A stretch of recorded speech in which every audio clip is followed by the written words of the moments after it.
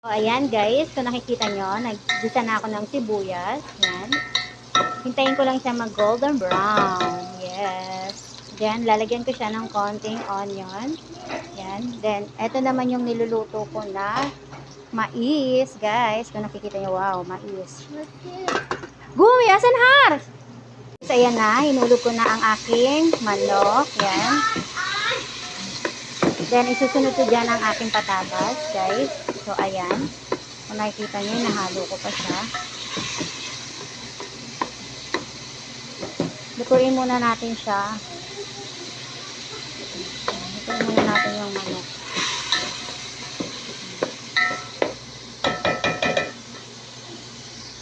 So, guys, eto na ang aking chicken. Yes. Nagawa po ako ng biryani. Chicken biryani, guys. Yan. Then, ang ating kanin. Yan, guys. Mamaya po, inaano ko lang siya.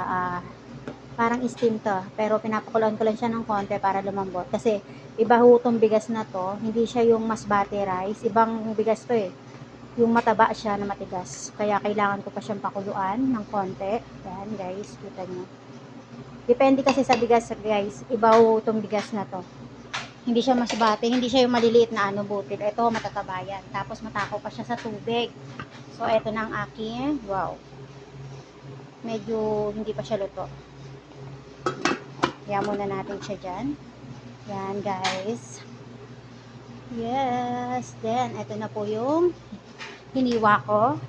Hinugasan ko yan. Kasi dadalhin niya sa taas. Kasi nga, everyday, baon niya ni taba. Ito yung mataba. O, Diyos ko po, Panginoon ko.